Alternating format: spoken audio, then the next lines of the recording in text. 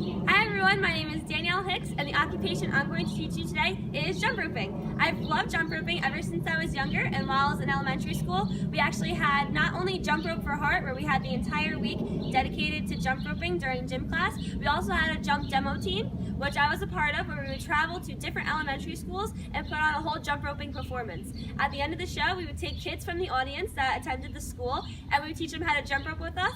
It was tons of fun. I love jump roping and think it's a really great way to get in shape, and it's a great exercise that works many different muscle groups in the body.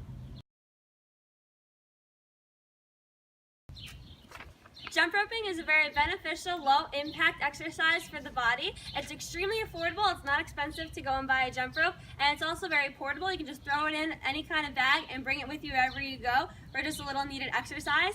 It can be kind of hard on your knees, ankles, and hips, but it's a lot less impact on your body than just jogging. You can burn up to almost 500 calories by jump roping for only half an hour, which is always good. You have a great benefit on your heart muscles, so it's really good for the cardiac muscles.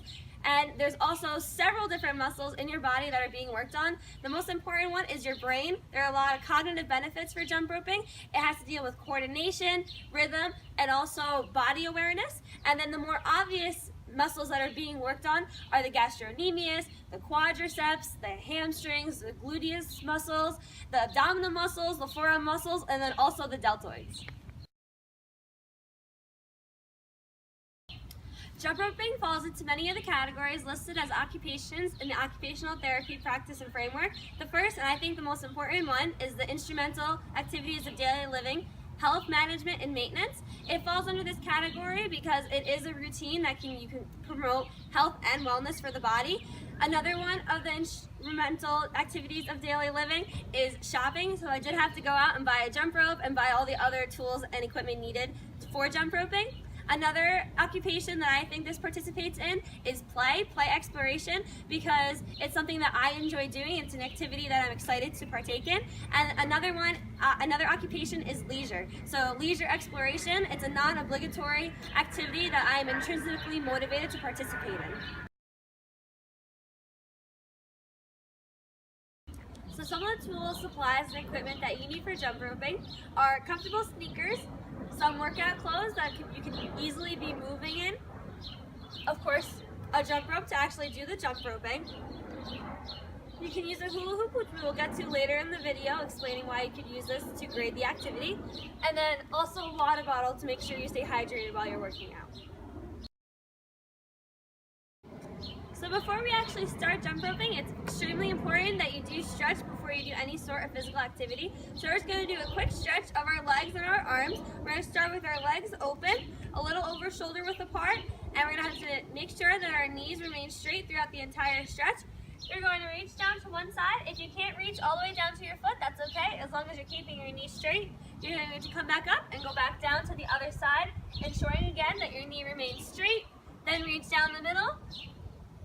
Come back up, and then you can bring your legs together, do a quick arm stretch, just a little one just to get your arms ready, and you can even stretch out your back a little bit. Once you're now all stretched out and ready to jump rope, you can pick it up, take both handles and stretch out the jump rope. You can even pull it up to make sure it's an appropriate length for you. Step over the jump rope. You should always be starting with the jump rope behind you, not in front of you. Hold the handles about waist height for you. Then when you're going to jump rope, you bring it around your head, and to start off, we're just going to bring it right in front of us and step back over, just so we can get the hang of the swing around us, and step back over. Next, we can put the jump rope down and just work on the jump itself. So you can just practice by jumping with 2 feet, which is easier than alternating your feet while you're jump roping. So you can just jump, just do a few jumps, just to get the pattern and the routine of the jump roping. Next, once you feel comfortable with that, you can actually start the jump roping with the handles in your hand. So you're going to come around and jump over the rope. You can start off just by one jump at a time, just until you can get the hang of the jump roping. And then you can start speeding up a little bit once you begin feeling more comfortable with the jumping. You can stop the jump rope as if you're pressing on a pedal, like as in a car, and then you can continue jump roping again. Once you feel comfortable jumping with 2 feet, if you do want to start going faster and do a jump roping more for speed, you can actually alternate your feet while you're jump roping and you're able to go faster while you're jumping. So if you want to start, you can do the same thing, starting with the rope behind you, jumping over, but try just to jump on one foot, almost like a skipping motion while you're going. Once you feel more comfortable, you can add a little bit more speed in it. And once you really got the hang of that down, you can start going faster and alternate the best that you can. While I was observing in an elementary school, the occupational therapist taught me different ways that you can grade the activity of jump roping. So the first one she taught me is jump roping with a hula hoop. A lot of kids have a lot of trouble with jump roping because it takes a lot of coordination and movement control, which is really hard for them to grasp the concept of moving both their right and left sides of their body at the same time. So the hula hoop is a great way to ensure that they're moving both sides of the body. You again start with the hula hoop in front of you and step through it, which is easier to understand than starting with the hula hoop behind you. You bring the hula hoop around you just like a jump rope, and you jump over it with 2 feet just as if you were jump roping. So it makes it a lot easier since the hula hoop is all one motion moving at the same time. Now to grade the activity up from regular jump roping, you can, instead of jump roping forward, you can jump rope backwards. Now it's a lot harder to jump rope backwards since you don't see the rope actually coming behind you. So you have to plan it properly to make sure you're jumping over the rope. So this time you start with the jump rope in front of you instead of behind you. When you bring it behind you, you have to ensure that you will jump over the rope instead of just stepping on it.